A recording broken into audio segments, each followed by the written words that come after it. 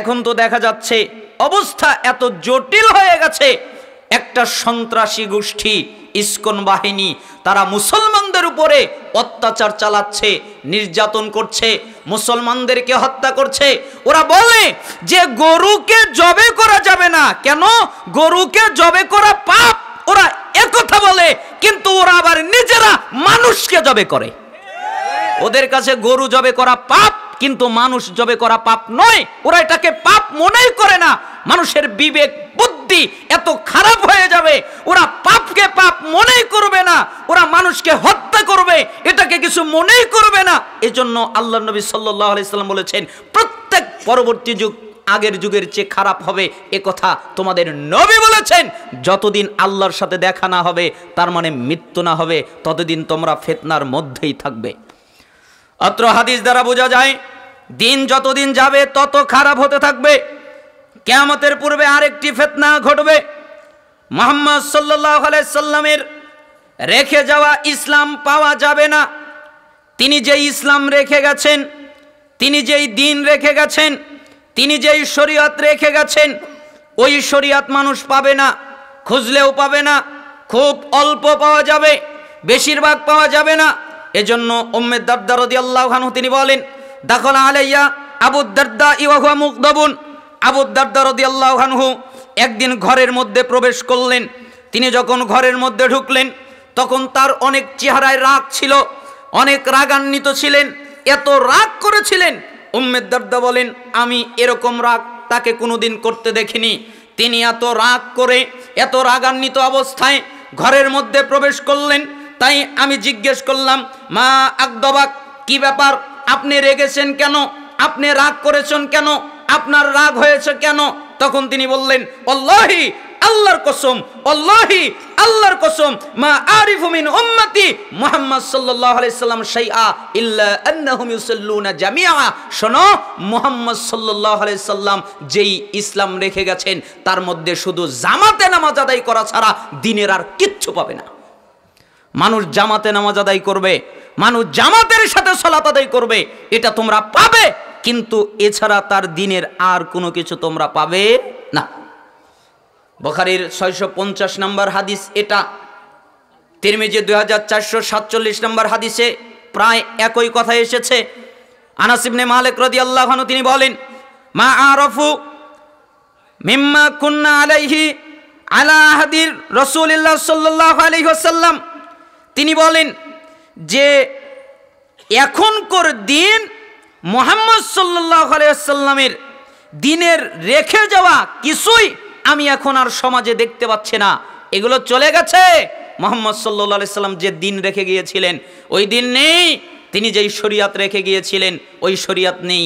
তিনি যেই ইসলাম রেখে গিয়েছিলেন, ওই ইসলাম নেই।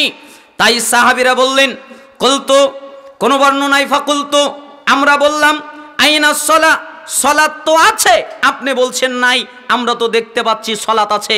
মুহাম্মদ সাল্লাল্লাহু আলাইহি সাল্লামের সময়ে সলাত আদায় করা হতো। এখন তো মানুষ সলাত আদায় করে, এখন তো মানুষ নামাজ আদায় করে। তো মুহাম্মদ সাল্লাল্লাহু আলাইহি সাল্লামের দিন তো আছে, আপনি বলছেন নাই, কথা তো বুঝতে পারলাম না। তখন তিনি বললেন, শোনো, আমার কথা ভালো করে শোনো, তোমরা কি জানো না, আওয়ালাম তাসনাউ ফি সলাতিকুম মা কদ আলিমতুম, মুহাম্মদ সাল্লাল্লাহু আলাইহি সাল্লাম যেই সলাত রেখে গেছেন, এই সলাতের মধ্যে তোমরা কি অলসতা তৈরি করেছো, তোমরা কি অবহেলা তৈরি করেছো, এটা তোমরা ভালো করেই জানো। নামাজ আছে কিন্তু অলসতার সাথে নামাজ, সলাত আছে কিন্তু অবহেলার সাথে সলাত। ওরা নামাজ পড়ে, ওরা সলাত আদায় করে অবহেলার সাথে, সত্যিকার ভাবে না। এই জন্যই তো সলাত আদায় করে সুদ ছাড়তে পারে না, সলাত আদায় করে ঘুষ ছাড়তে পারে না, সলাত আদায় করে জিনা ছাড়তে পারে না, ব্যভিচার ছাড়তে পারে না। এ কথাই আনাস ইবনে মালিক রাদিয়াল্লাহু আনহু বললেন, আবু দারদা রাদিয়াল্লাহু আনহু বললেন। এই দুজন সাহাবী এ কথাটা বলেছেন। উসমান রাদিয়াল্লাহু আনহু শাহাদাত যখন বরণ করলেন, এরপরে মুসলমানদের মধ্যে ক্ষমতা নিয়ে একটা দ্বন্দ্ব তৈরি হলো, একটা কোন্দল তৈরি হলো। ওই সময়ে আবু দারদা রাদিয়াল্লাহু আনহু এ কথা বললেন। ওই সময়ে আনাস ইবনে মালিক রাদিয়াল্লাহু আনহু এই কথা বললেন, তার মানে মুহাম্মদ সাল্লাল্লাহু আলাইহি সাল্লামের রেখে যাওয়া দিনের কিছুই পাওয়া যাবে না। এই জন্য সমাজে সালাত পাওয়া যায়, কিন্তু মুহাম্মদ সাল্লাল্লাহু আলাইহি সাল্লামের সালাত পাওয়া যায় না, ঠিক না? কেমন সালাত আদায় করে? তাড়াহুড়ো করে সালাত আদায় করে। এটা মুহাম্মদ সাল্লাল্লাহু আলাইহি সাল্লামের সালাত নয়। শেষ ওয়াক্তে গিয়ে সালাত আদায় করে, এটা মুহাম্মদ সাল্লাল্লাহু আলাইহি সাল্লামের সালাত নয়। অলসতার সাথে সালাত আদায় করে, এমনকি তারা বিদাতি পদ্ধতিতে সালাত আদায় করে। সালাতের মধ্যে কত বিদাত যে ঢুকিয়েছে আপনারা ভালো করে জানেন। আপনারা আহলুল হাদিস মানুষ, আপনাদেরকে বেশি কিছু বলার প্রয়োজন নেই, ইঙ্গিত দিলে আপনারা বুঝতে পারেন। সালাতের মধ্যে কত বিদাত ঢুকিয়েছে, সিয়ামের মধ্যে কত বিদাত ঢুকিয়েছে, যাকাতের মধ্যে কত বিদাত ঢুকিয়েছে, হজের মধ্যে কত বিদাত ঢুকিয়েছে, আল্লাহর নবীর শরীয়তের মধ্যে বিদাত ঢুকাতে ঢুকাতে ওই যে একটা মজার কথা কয়, জামায় তালি মারতে মারতে জামার অবস্থা এমন হয়েছে আসল জামাই নাই। মানে এত তালি মেরেছে যে আসল জামা কোনটা ওটাই খুঁজে পাওয়া যায় না। ঠিক ইসলামের মধ্যে বিদাত এত পরিমাণ ঢুকিয়েছে, বিদাত করতে করতে সঠিক ইসলামই খুঁজে পাওয়া যায় না, তাই না? সালাফদের মানহাজ বোঝে না, কয় যে সালাফদের মানহাজ দিয়ে কি হবে, অথচ নিজেরা সালাফি। কিন্তু সালাফদের মানহাজ নেই, সালাফদের বৈশিষ্ট্য নেই, সালাফদের পদ্ধতি নেই, সালাফদের নিয়ম নীতি নেই। তার মানে আমি আপনাকে বোঝাতে চাচ্ছিলাম, কিয়ামতের পূর্বে যতগুলো ফিতনা ঘটবে তার মধ্যে একটা মারাত্মক ফিতনা হলো মানুষ মুহাম্মদ সাল্লাল্লাহু আলাইহি সাল্লাম যে ইসলামটা রেখে গেছেন ওই ইসলামটা পাবে না, এটা একটা ফিতনা। কিয়ামতের পূর্বে আরেকটি ভয়ঙ্কর ফিতনা ঘটবে। আগে যাবে শাসন ব্যবস্থা, পরে যাবে সালাত। আবু উমামা আল বাহিলি রাদিয়াল্লাহু আনহু তিনি বলেন, রাসূল সাল্লাল্লাহু আলাইহি ওয়াসাল্লাম বলেছেন, ইসলামের রশিগুলো একের পরে এক ছিঁড়ে যাবে। তোমরা ইসলামের যত রশিগুলো দেখছো এগুলো থাকবে না, একটার পরে আরেকটা ছিঁড়ে যাবে। যখন একটা রশি ছিঁড়ে যাবে তখন মানুষের পরেরটা ধরে থাকার চেষ্টা করবে, কিন্তু এরপরেও ছিঁড়ে যাবে। আর সর্বপ্রথম ফা আউয়ালুহুন্না নাকদাল হক, সর্বপ্রথম যে রশিটা ছিঁড়ে যাবে সেটা হলো শাসন ব্যবস্থার রশি। শাসন ব্যবস্থা থাকবে না, সমাজ থেকে শাসন ব্যবস্থা উঠে যাবে। এজন্য মুহাম্মদ সাল্লাল্লাহু আলাইহি সাল্লাম শক্ত ভাষায় বলেছেন, ওই জাতি কখনো সফলতা পেতে পারে না, ওই জাতি কখনো মুক্তি পেতে পারে না, ওই জাতি কখনো কল্যাণ পেতে পারে না যেই জাতি তাদের মাথার উপরে কোনো নারীকে বসায়। যারা তাদের মাথার উপরে কোনো নারীকে বসায়, কোনো নারী নেত্রী হয়, ওই জাতি কোনোদিন সফলতা পেতে পারে না, ওই জাতি কোনোদিন কল্যাণ পেতে পারে না, ওই জাতি কোনোদিন মুক্তি পেতে পারে না। এজন্য মুহাম্মদ সাল্লাল্লাহু আলাইহি সাল্লাম বলেছেন, শাসন ব্যবস্থা চলে যাবে, শাসন ব্যবস্থা চলে গেছে, শাসন ব্যবস্থার মধ্যে আর ভালো কিছু নাই। যত খারাপগুলোর প্রয়োজন সবগুলোই আছে, ভালো আর কল্যাণ কিছু নাই। শাসন ব্যবস্থা চলে গেছে। ওয়া আখিরুহুন্নাস সালাহ, আর সর্বশেষ যেটা ছিঁড়ে যাবে, যেটা চলে যাবে সেটা হলো সালাত। মানুষ নামাজ আদায় করবে না, মানুষ সালাত আদায় করবে না। এজন্যই তো বাংলাদেশে ৯৯% মুসলিম দেশ, তার ৮৮% হলো বেনামাজি। এখন যদি আমি আপনাদেরকে পরীক্ষা করার জন্য বলি, কারা কারা ইশারের সালাত আদায় করেছেন হাত তোলেন, অপমানিত হবেন তাই উঠাতে বললাম না। আপনাকে অপমান করার ইচ্ছা আমার নেই। আমি যদি এখন বলি কে কে ইশারের সালাত আদায় করেছেন হাত তোলেন, তাহলে অল্প সংখ্যক মানুষের হাত উঠবে, অধিকাংশ মানুষের হাত উঠবে না। তার মানে সালাত চলে যাবে, নামাজ চলে যাবে, নামাজ পাওয়া যাবে না, সালাত পাওয়া যাবে না। এটা কিয়ামতের পূর্বে একটা ভয়ঙ্কর ফিতনা। শাসন ব্যবস্থাও থাকবে না, সালাতও থাকবে না। মুহাম্মদ সাল্লাল্লাহু আলাইহি ওয়াসাল্লাম আরো বলেন, কিয়ামতের পূর্বে আরেকটি ভয়ঙ্কর ফিতনা ঘটবে। সেই ফিতনাটা হলো মসজিদ পাওয়া যাবে, মসজিদ চাকচিক্য হবে, মসজিদ সুন্দর করা হবে, মসজিদ পাওয়া যাবে, মসজিদে মুসল্লি পাওয়া যাবে, নামাজ আদায়কারী লোকও পাওয়া যাবে। আব্দুল্লাহ ইবনে আমর রাদিয়াল্লাহু আনহু তিনি বলেন, ইয়াতিন নাস আলা জামানুন ইয়াজতামিউনা ফিল মাসাজিদ ওয়া লাইসা ফীহি মুমিন। শোনো, অচিরেই কিছু মানুষেরা তারা দল বেঁধে মসজিদে প্রবেশ করবে, তারা মসজিদে যাবে দল বেঁধে, তারা একত্রিত হয়ে মসজিদে প্রবেশ করবে। কিন্তু দুঃখের বিষয় হলো তারা যতজন মসজিদে সালাত আদায় করবে ওদের মধ্যে একজনও মুমিন নেই, সবগুলো বেঈমান। সালাত আদায় করছে কিন্তু বেঈমান। মুস্তাদরেক হাকিম 8365 নম্বর হাদিস, এটা হাদিসের সনদ সহিহ। তার মানে সালাত আদায় করবে নামাজি লোক কিন্তু ইমানদার পাওয়া যাবে না। কেন? ওই লোকটা সালাত আদায় করে এরপরেও সুদ খায়, ওই লোকটা সালাত আদায় করে এরপরেও ঘুষ খায়, ওই লোকটা সালাত আদায় করে এরপরেও জিনা করে, ওই লোকটা সালাত আদায় করে এরপরেও মিথ্যা বলে, ওই লোকটা সালাত আদায় করে এরপরে গীবত করে, ওই লোকটা সালাত আদায় করে এরপরেও শিরিক করে, বিদাত করে, আরো কত পাপ করে বেড়ায়, সালাত আদায় করে, এই পাপগুলোও করে। তার মানে বোঝা যায় তার ঈমান এখনো পরিপূর্ণ হয় নাই। তার যদি ঈমানটা পরিপূর্ণ হতো, ঈমানটা যদি সম্পূর্ণ হতো, তাহলে তার সালাত যেমন থাকতো তার ঈমানও তেমন থাকতো। আর ঈমান তাকে হারাম কাজ করা থেকে বিরত রাখতো, ঠিক না? হারাম কাজ করে, হারাম থেকে বিরত থাকে না। তার মানে বোঝা যাচ্ছে তার পরিপূর্ণ ঈমান হচ্ছে না। এটা হচ্ছে কিয়ামতের পূর্বে যতগুলো ফিতনা ঘটবে তার মধ্যে একটা ফিতনা। কিয়ামতের পূর্বে আর একটা ফিতনা ঘটবে, প্রকাশ্যে মুনাফিকি চলবে, মানুষেরা প্রকাশ্যে মুনাফিকি করে বেড়াবে।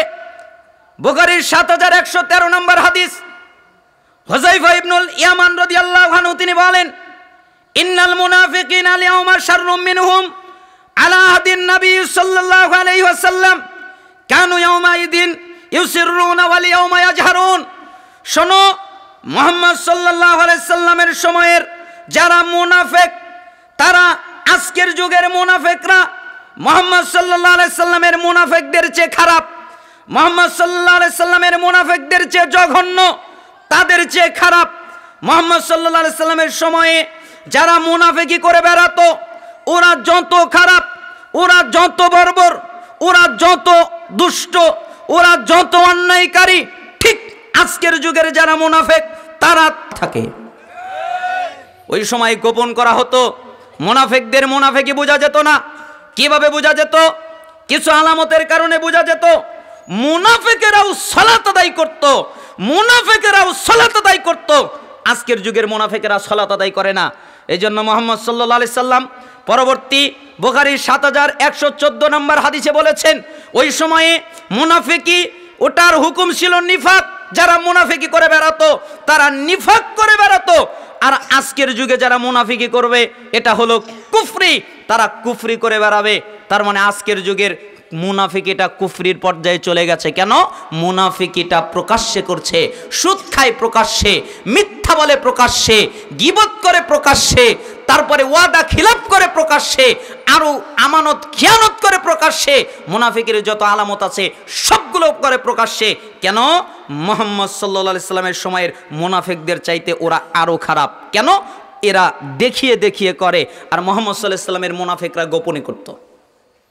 তাহলে প্রকাশ্যে মুনাফিকি ছড়িয়ে যাবে, মুনাফিকি বেড়ে যাবে, মানুষ মুনাফিকি করবে, মুনাফিকের অবস্থা জটিল হয়ে যাবে, কঠিন হয়ে যাবে। আপনাকে আমি কি দিয়ে বুঝাই, বোঝানোর ভাষা আমার কাছে জানা নেই, তাই আপনাকে অবগতিতে আমি জানিয়ে দিলাম মুনাফিকের সংখ্যা বেড়ে যাবে। অতএব প্রকাশ্যে মুনাফিকি করবে, এটা কিয়ামতের একটা ফিতনা। অতএব আপনারা মুনাফিকি থেকে বাঁচুন। আল্লাহ তাআলা আপনাদেরকে বাঁচার তৌফিক, আমাদেরকে বাঁচার তৌফিক দান করুন।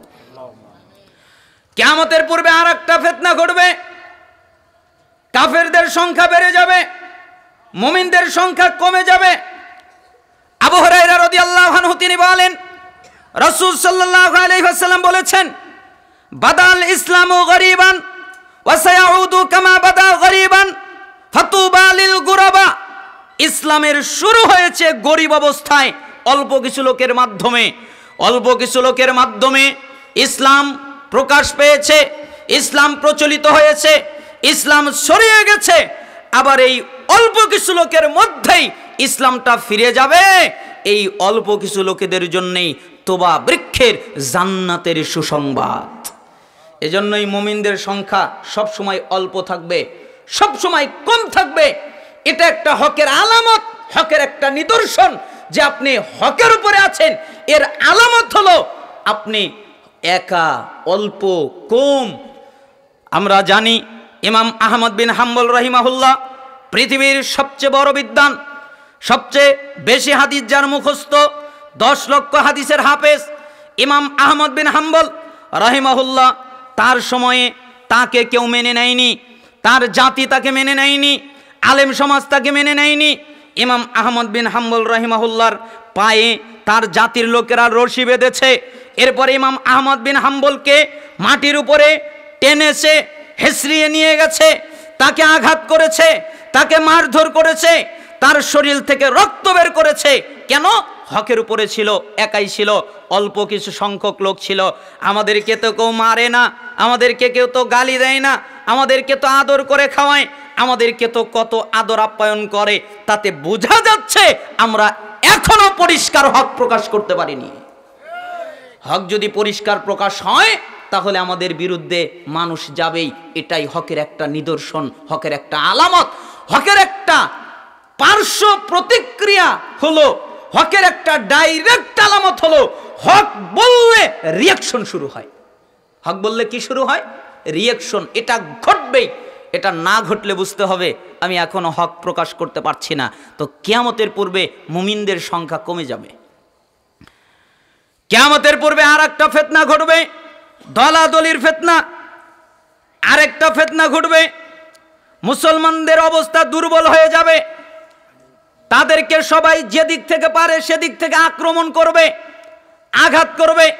মিশকাতের 5369 নম্বর হাদিস, হুযায়ফা রাদিয়াল্লাহু আনহু তিনি বলেন, আরো অনেকে বর্ণনা করেছেন, যেমন সাওবান রাদিয়াল্লাহু আনহু তিনি বলেন, রাসূল সাল্লাল্লাহু আলাইহি সাল্লাম বলেছেন, অচিরেই তোমাদের বিরুদ্ধে যত লোকেরা আছে, যত জাতি আছে, যত ধর্ম আছে, যত গোষ্ঠী আছে, হিন্দু বলো, বৌদ্ধ বলো, খ্রিস্টান বলো, ইহুদি বলো, গ্রিক বলো, অগ্নিপূজক বলো, নাস্তিক বলো, মুরতাদ বলো, আরো যত ধর্মের লোকেরা আছে, আরো যত তরিকার লোকেরা আছে, এরা তোমাদের বিরুদ্ধে ঐক্যজোট হবে, তোমাদের বিরুদ্ধে একত্রিত হবে। কিরকম? যেরকম খাবার জন্যে দস্তরখানায় খাবার রাখা হয়, এরপরে সবাই একত্রিত হয় দস্তরখানায় খাবার জন্যে, ঠিক তোমরা যারা মুসলমান, তোমাদেরকে সরিয়ে দেওয়ার জন্যে, তোমাদেরকে ধ্বংস করে দেওয়ার জন্যে, তোমাদেরকে নষ্ট করে দেওয়ার জন্যে তোমাদের বিরুদ্ধে যত দল আছে তারা ঐক্যবদ্ধ হবে। সাওবান রাদিয়াল্লাহু আনহু বললেন, আল্লাহর নবী, তখন আমাদের অবস্থা কম হবে, তাই না? আমরা সংখ্যায় অল্প হব, তাই ওরা আমাদের বিরুদ্ধে দাঁড়াবে। মুহাম্মদ সাল্লাল্লাহু আলাইহি সাল্লাম বললেন, না, তোমাদের অবস্থা অল্প হবে না, তোমাদের অবস্থা হবে অনেক বেশি, কিন্তু তোমাদের পরিস্থিতি হবে, তোমাদের অবস্থা হবে স্রোতে ভেসে যাওয়া আবর্জনার মতো। যেরকম আবর্জনা স্রোতে ভেসে যায়, ওর কোনো ক্ষমতা নেই, ও কিছু করতে পারে না, ওর কোনো পুরুষত্ব ক্ষমতা নেই, ও কিছু বলতে পারে না, ও কিছু করতে পারে না, ওকে ভেসেই যেতে হয়, ও উল্টা আসতে পারে না, স্রোতে ভেসে যাওয়া আবর্জনার মতো। ঠিক তোমাদের অবস্থা হবে তাই। তখন সাহাবী বললেন, কেন এরকম হবে? রাসূল সাল্লাল্লাহু আলাইহি সাল্লাম বললেন, দুটি কারণে, হুব্বুদ দুনিয়া ওয়া কারাহিয়াতুল মাউত। একটা হলো দুনিয়ার মহাব্বত। যখন তোমাদের মধ্যে দুনিয়ার মহাব্বত ঢুকে যাবে, তোমরা দুনিয়ার মহাব্বতকে তোমাদের কলিজার মধ্যে, তোমাদের অন্তরের মধ্যে ঢুকিয়ে নিবে, তোমাদের কলিজার মধ্যে দুনিয়ার মহাব্বত ঢুকাবে, ঠিক তখন অন্য জাতি তোমাদের বিরুদ্ধে ঐক্যবদ্ধ হবে।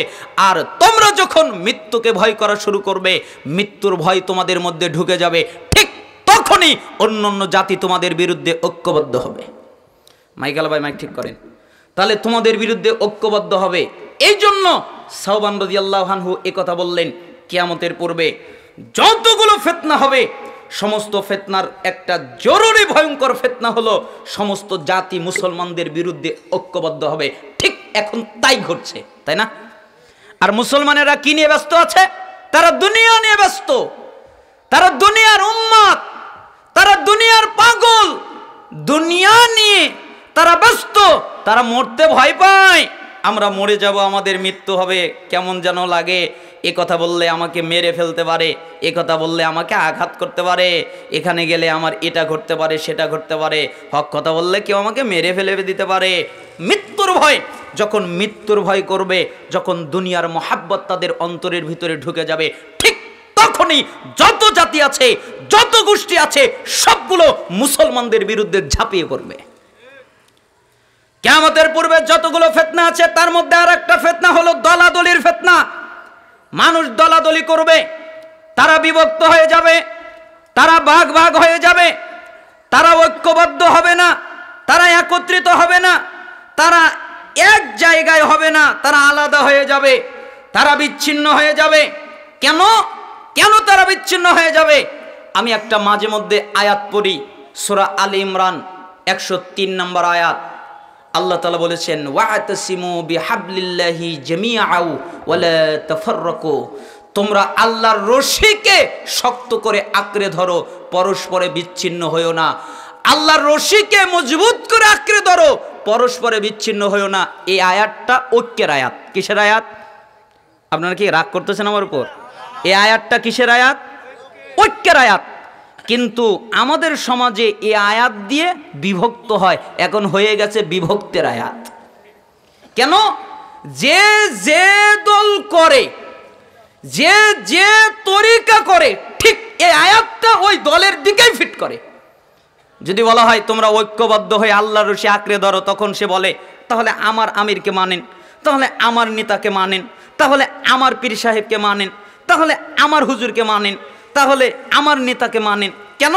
ঠিক এরকমই ঘটে গেছে। অথচ এটা কিন্তু বিভক্তের আয়াত না, এটা হলো ঐক্যের আয়াত। কিসের আয়াত? ঐক্যের আয়াত। তাহলে বিভক্ত হয় কেন? যখন আপনি কোরআনকে কোরআনের কায়দায় না বুঝবেন, কোরআনকে কোরআনের মতো করে না বুঝবেন, ঠিক তখনই বিভক্ত ঘটবে। আচ্ছা বলেন তো, এই আয়াত কার উপরে নাজিল হয়েছে? মুহাম্মদ সাল্লাল্লাহু আলাইহি ওয়াসাল্লামের উপরে, তাই না? তাহলে এই আয়াত সম্পর্কে সবচেয়ে ভালো কে জানেন? মুহাম্মদ সাল্লাল্লাহু আলাইহি ওয়াসাল্লাম। তাহলে তার কাছে জিজ্ঞেস করে, আল্লাহর নবী আপনার কি কোনো ব্যাখ্যা আছে? তখন আমরা বলবো জি আছে। সহিহ আত-তারগিব ওয়াত তারহিব 39 নম্বর হাদিস।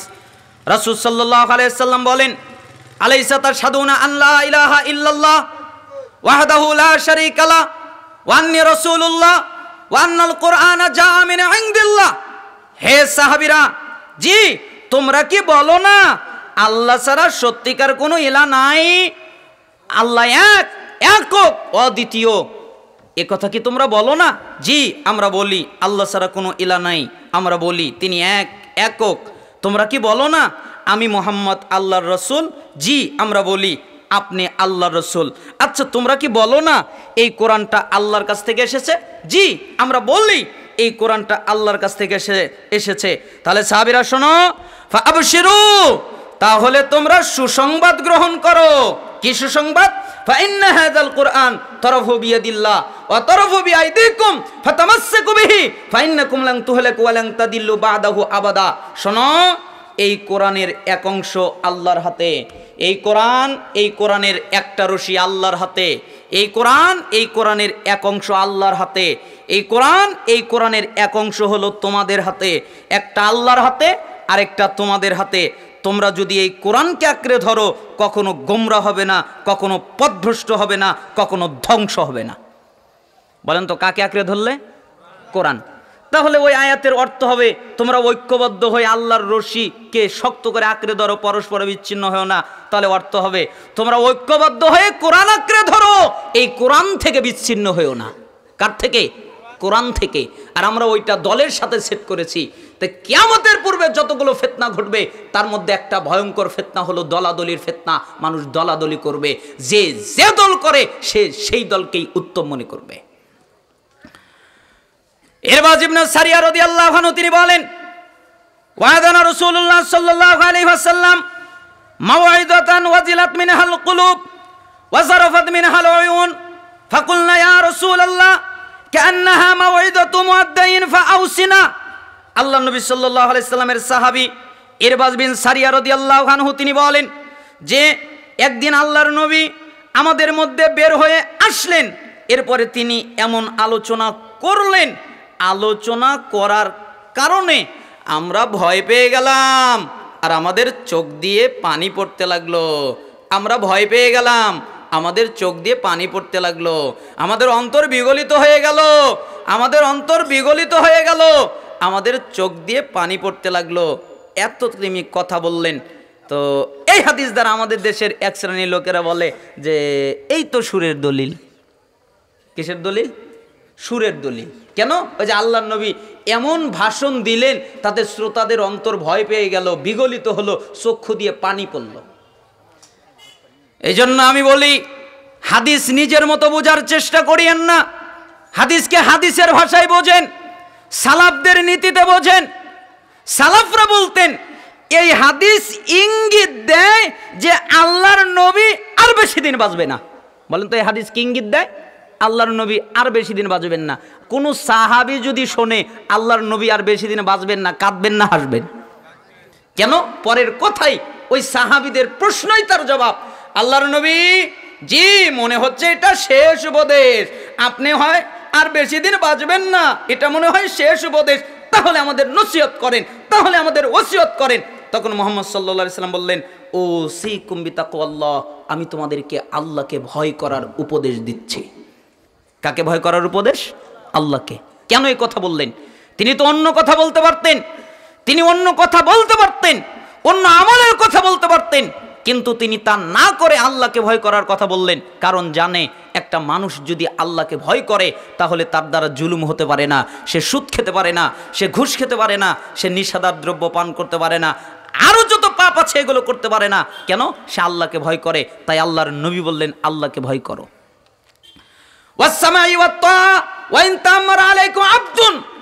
আর তোমাদের যারা নেতা হবে তোমরা এই নেতার কথা শুনবে তারপরে মানবে।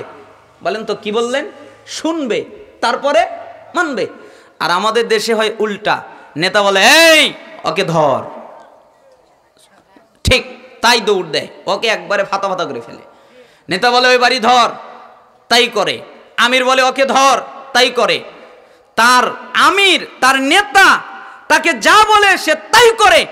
অথচ রাসূল সাল্লাল্লাহু আলাইহি সাল্লাম উল্টা বললেন, তিনি বললেন আগে শুনবে, নেতার কথা আগে শুনবে, আমিরের কথা আগে শুনবে, শাসকের কথা আগে শুনবে, হুজুরের কথা আগে শুনবে, মুফতির কথা আগে শুনবে, প্রত্যেকের কথা আগে শুনবে। যদি দেখো কথা ঠিক তারপরে মানবে, যদি দেখো কথা ব্যাঠিক তাহলে মানার আর দরকার নাই। কথা ঠিক থাকলে মানবে, এজন্য আগে কথা শুনবে তারপরে মানতে হবে। যদি তোমাদের একজন কৃতদাস নেতৃত্ব দেয় তাও তার কথা শুনে মানতে হবে। আর শুনে রাখো, তোমরা যারা আমার পরে জীবিত থাকবে, আমার পরে বেঁচে থাকবে, আমি আর বেশি দিন বাঁচবো না, আমি তোমাদের মধ্য থেকে চলে যাব, আমি বিদায় নিব। তোমরা যারা আমার পরে বেঁচে থাকবে তারা দেখতে পাবে অনেক মতভেদ, একজনের সাথে আর একজনের কোনো মিল নেই, একজনের সাথে আর একজনের মতভেদ হয়ে গেছে, দলাদলি করেছে, তাদের ঐক্য নেই, ঐক্য জোট নেই, তারা বিভক্ত হয়ে গেছে। ওই সময়ে তোমাদের কর্তব্য হলো আমার সুন্নাত আর আমার খোলাফায়ে রাশেদিনের সুন্নাতকে শক্ত করে আঁকড়ে ধরবে। আদ্দু আলাইহা বিন নওয়াজিজ, মারির দাঁত দিয়ে কামড়ে শক্ত করে আমলের মাধ্যমে সুন্নাহকে বাঁচিয়ে রাখবে, বাস্তবায়ন করবে। তোমরা মনে রাখো ইখতিলাফ ঘটবে, আর ইখতিলাফের সময় আমার সুন্নাতের দিকে আসতে হবে। কার সুন্নাতের দিকে? রাসূলের। যখন দেখবেন এই হুজুর এক কথা বলে, ওই হুজুর এক কথা বলে, এর কথা একরকম, ওর কথা আরেক রকম, তখন কার দিকে ফিরে যেতে হবে? মুহাম্মদ সাল্লাল্লাহু আলাইহি সাল্লামের দিকে এবং তার খোলাফায়ে রাশিদিনের দিকে। তার মানে ইখতিলাফ এটা কিয়ামতের পূর্বের একটা ফিতনা, ভয়ঙ্কর একটা ফিতনা, এটা ঘটবে। হাদিসটা আবু দাউদের 4607, তিরমিজি 2676, ইবনে মাজার 43, ইবনে হিব্বানের 5 এবং আরও রয়েছে সহিহ তারগিব ওয়াত তারহিবের 37 নম্বর হাদিস। হাদিসের মান সহিহ। আমি আপনাকে বোঝাতে চাচ্ছিলাম কিয়ামতের পূর্বে ইখতিলাফ ঘটবে, কিয়ামতের পূর্বে দলাদলি ঘটবে, ফিতনা ঘটবে। অতএব আপনারা দলাদলি থেকে মুক্ত থাকার চেষ্টা করেন। আল্লাহ সুবহানাহু ওয়া তাআলা আমাদেরকে তৌফিক দান করুন। কিয়ামতের পূর্বে আর একটা ফিতনা ঘটবে, মানুষ মুমিন কিন্তু কাফের হয়ে যাবে, মুমিন মানুষ আছে কিন্তু কাফের হয়ে যাবে। বাদিরু বিল আমালি ফিতানান কাকিতাইল লাইলিল মুসলিম, ইসবিহুর রাজুলু মুমিনা ওয়া ইউমসি কাফিরা, ওয়া ইসবিহু মুমিনা ওয়া ইউমসি কাফিরা, ওয়ায়ুমসি মুমিনা ওয়ায়ুসবিহু কাফিরা। শোনো, অচিরেই ঘন আদার রাতের মতো অন্ধকারের মতো ফিতনা তোমাদের মধ্যে আসবে। তোমরা ওই অন্ধকারের ফিতনা আসার আগেই তোমরা আল্লাহ সুবহানাহু ওয়া তাআলার আমল করে, দ্রুত আমল করার মাধ্যমে তোমরা প্রস্তুতি গ্রহণ করো। কেন? ওই সময় সকালে যে থাকবে মুমিন ও সন্ধ্যায় হবে কাফের, আর সন্ধ্যায় যে থাকবে মুমিন ও সকালে হবে কাফের। কেন? সে দিনকে দুনিয়া দিয়ে বিক্রি করে দেবে। দিনকে কি দিয়ে বিক্রি করে দেবে? দুনিয়া। সে দুনিয়া নিয়ে নিবে আর দিনকে নষ্ট করে দিবে। তার দিনের দরকার নেই, তার দিনের প্রয়োজন নেই, তার প্রয়োজনটা হলো দুনিয়া। 5383 নম্বর হাদিস মিশকাতুল মাসাবিতে এসেছে। তার মানে তার দুনিয়াটার প্রয়োজন, দিনের প্রয়োজন নয়। উল্টে যাবে, সে দিন দিয়ে দুনিয়াকে কিনে নিবে। আর সকালে থাকবে মুমিন, সন্ধ্যায় হবে কাফের, সন্ধ্যায় থাকবে মুমিন, সকালে হবে কাফের। তো কিয়ামতের পূর্বে একটা ভয়ঙ্কর ফিতনা, মানুষ কাফের হয়ে যাবে ইমানদার থাকার পরে, ইমানদার কাফের হয়ে যাবে। কিয়ামতের পূর্বে আরো অনেকগুলো ভয়ঙ্কর ফিতনার কথা এসেছে। সময়ের ব্যবধানের কারণে আমি আপনাদের এদিকে আর যেতে চাচ্ছি না। কয়েকটা জরুরি পর্যায়ের নসিহাত আপনাদেরকে করা জরুরি মনে করেছিলাম, তাই আপনাদেরকে করা জরুরি মনে করছি। আজকের আলোচনার প্রথম উপদেশ নসিহাত, প্রথম হাদিস। আবু হুরায়রা রাদিয়াল্লাহু আনহু তিনি বলেন, রাসূল সাল্লাল্লাহু আলাইহি ওয়াসাল্লাম বলেছেন, হাদিসের জগতে যত হাদিস আছে এরকম হাদিস দ্বিতীয়টা নেই। কেন নেই? কারণ আল্লাহর নবী সাল্লাল্লাহু আলাইহি সাল্লাম এইভাবে কোনোদিন ডাক দেননি, এভাবে কোনোদিন উল্লেখ করেননি, এভাবে কোনোদিন বলেননি তুমি এটা করো। আবু হুরায়রা তিনি বললেন, মান আখাযা আন্নি হাউলা ইল কালিমাত ফায়ামালু বিহিন্না আও ইউআল্লিমু মান ইয়ামালু বিহিন্না। হে সাহাবীরা, তোমাদের মধ্যে কে আছে যে আমার কথা গ্রহণ করবে? তোমাদের মধ্যে কে আছে যে আমার কথা আমল করবে? তোমাদের মধ্যে কে আছে যে আমার কথা আরেকজনের কাছে পৌঁছে দেবে? তার মানে কে আছে এমন আমার কথা গ্রহণ করবে? কে আছে এমন আমার কথা অনুযায়ী আমল করবে? কে আছে এমন আমার কথা আরেকজনের কাছে পৌঁছে দেবে? এই জন্য সালাফরা বলতেন, কেউ যদি এই হাদিস শোনে তাহলে তাদের উপরে এই হাদিসের উপরে আমল করা ওয়াজিব। কেন? আল্লাহ নবী সাল্লাল্লাহু আলাইহি সাল্লাম এরকম কোনোদিন বলেননি। তিনি কত আবেগ মাখা ডাক দিচ্ছেন, আমার কথা শুনবে কে? তার মানে মুহাম্মদ সাল্লাল্লাহু আলাইহি সাল্লামের কথা শুনতে হবে।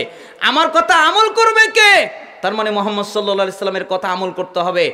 আমার এই কথা আরেকজনের কাছে পৌঁছে দেবে কে? তার মানে এই কথা আরেকজনের কাছে পৌঁছে দিতে হবে। ফাকুলতু আনা ইয়া রাসূলুল্লাহ।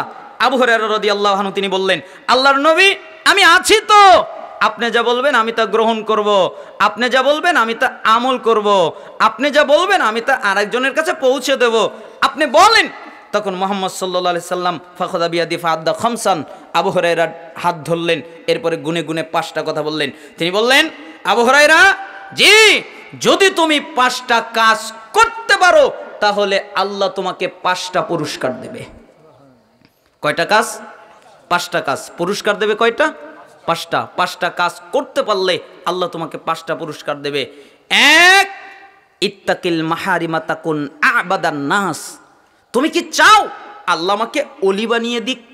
তুমি কি চাও আমি আল্লাহর ইবাদত গুজার বান্দা হই, আমি আল্লাহর ওলি হই, আমি আল্লাহর বন্ধু হই, আমি আল্লাহর প্রিয় ব্যক্তি হই? এটা কি তুমি চাও?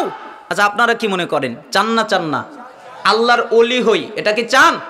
ঠিক একই কথা বললেন, তোমরা কি চাও যে আল্লাহ আমাকে আল্লাহর ওলি বানিয়ে দিক, তোমাদের আল্লাহর ওলি বানিয়ে দিক? আবু হুরায়রা বললেন, জি, আমরা তো চাই।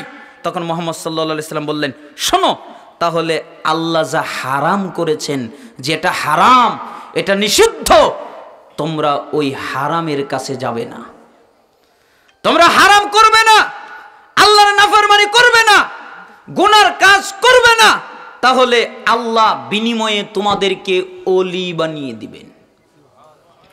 ওলি হতে গেলে কি ত্যাগ করতে হবে? হারাম। আর আমাদের দেশে ওলি হতে গেলে মাজারে যেতে হয়, তাই না? ও মাজারে গিয়ে কি কি করে?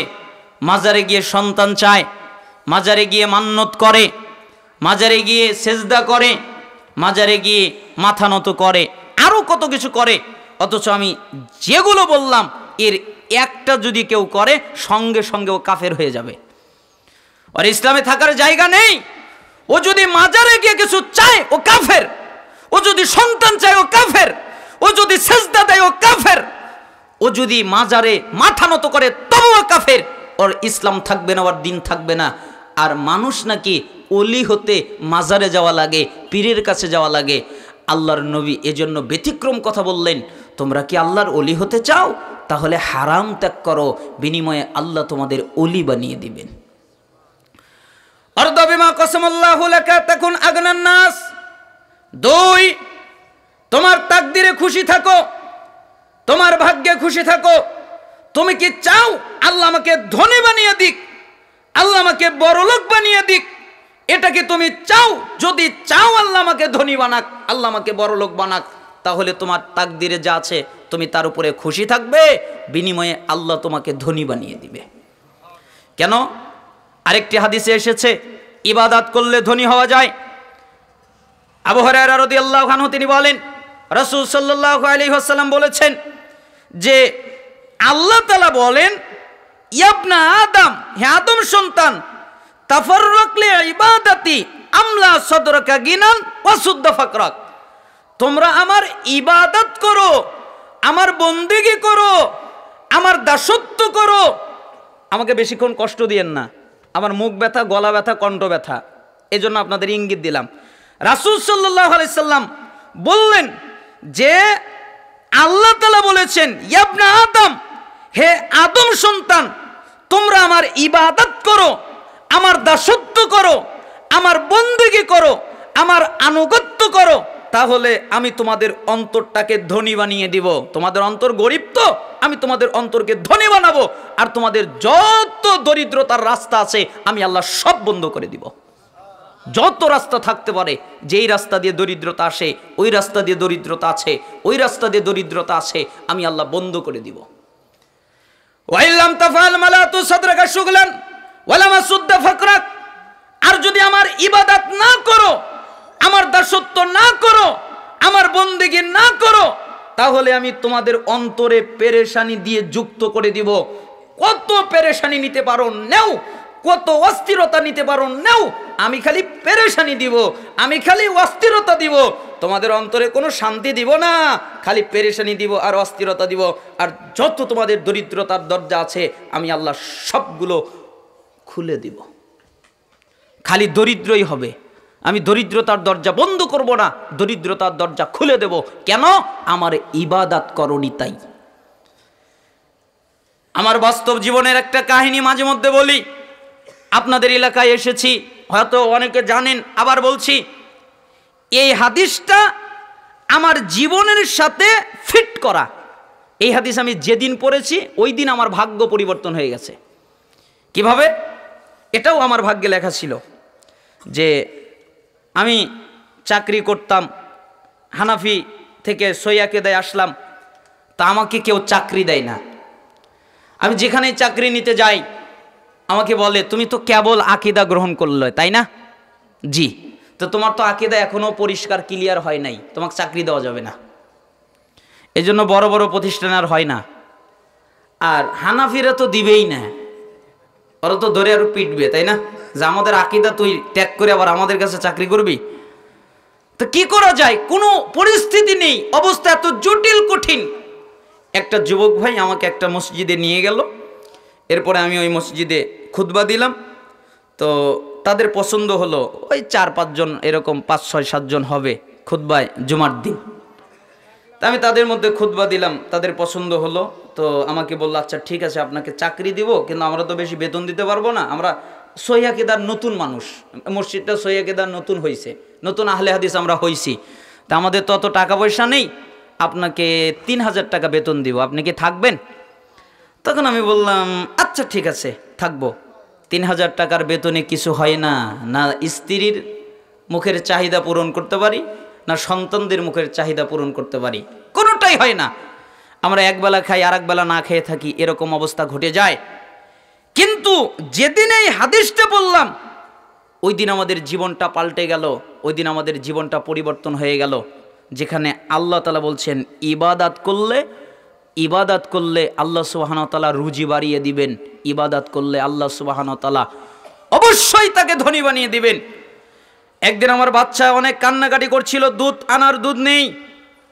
আমি এই হাদিসটা পড়লাম, পরের দিন সকালবেলা মসজিদে গেলাম, বাচ্চা কান্না করছে ঘরে, 2 রাকাত সালাত আদায় করলাম, আল্লাহকে বললাম আল্লাহ আমার 200 টাকার প্রয়োজন। এরপরে বাহিরে আসলাম, একটা লোক আসলো, আমি তাকে কোনোদিন দেখিনি, এত সুন্দর চেহারাওয়ালা, আমাকে সালাম করলো, মুসাফা করলো, চলে গেল। আমি যখন হাতটা খুললাম তখন দেখি 100 টাকার 2টা নোট। আমি তার কাছে 200 টাকা চেয়েছিলাম আল্লাহর কাছে, কার মাধ্যমে যেন আমার হাতে আল্লাহ 200 টাকায় পৌঁছিয়ে দিয়েছে। আমি ওই টাকা নিয়ে গেলাম, দুধ কিনলাম, এরপরে বললাম তো ইবাদত করা তো প্রয়োজন। ওই দিন বিকেলবেলা সভাপতি, ক্যাশিয়ার, সেক্রেটারি আমার কাছে আসলেন, এরপরে আমাকে বললেন তোমার তো কষ্ট হচ্ছে, তা তো আমরা বুঝতে পারি, আচ্ছা যাও, আগামী মাস থেকে না, এই মাস থেকে তোমার বেতন 10,000। বলেন তো কয় হাজার? 10,000। 1 লাফে 7,000 বেড়ে গেছে। এই হাদিস আমার জীবন পাল্টে দিয়েছে, ওয়াল্লাহি আল্লাহর কসম। এই হাদিস যেদিন পড়েছি, এই হাদিস অনুযায়ী যেদিন থেকে আমল যতটুকু পেরেছি করেছি, ওই দিন থেকে আজ পর্যন্ত অভাব দেখিই নাই।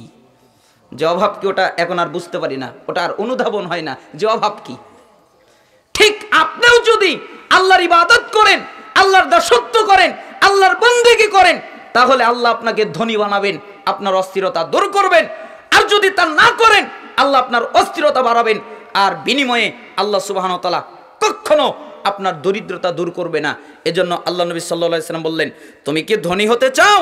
তাহলে তোমার তাকদিরে যা আছে তার উপরে খুশি থাকো, বিনিময়ে আল্লাহ তোমাকে ধনী বানিয়ে দিবে। ওয়া আহসিন ইলা জারিকা তাকুন মুমিনা। 3, তোমরা কি প্রকৃত মুমিন হতে চাও? যে আল্লাহ আমাকে মুমিন বানিয়ে দিক, প্রকৃত মুমিন হতে চাও, এটা কি চাও নাকি? তাহলে শোনো, তোমরা যদি প্রকৃত মুমিন হতে চাও, তাহলে তোমার প্রতিবেশীর সাথে ভালো আচরণ করো। তোমার প্রতিবেশী হিন্দু হতে পারে, তোমার প্রতিবেশী খ্রিস্টান হতে পারে, তোমার প্রতিবেশী ইহুদি হতে পারে, তোমার প্রতিবেশী নাসারা হতে পারে, তোমার প্রতিবেশী বৌদ্ধ হতে পারে, যে কেউ হতে পারে, তাতে কোনো অসুবিধা নেই, তাতে কোনো সমস্যা নেই। কিন্তু তুমি তোমার প্রতিবেশীর সাথে ভালো আচরণ করবে, উত্তম আচরণ করবে। তুমি যদি তা না করো, তুমি মুমিন হতে পারবে না। আর যদি উত্তম আচরণ করো, বিনিময়ে তুমি মুমিন হয়ে যাবে। তো মুমিন হতে চাইলে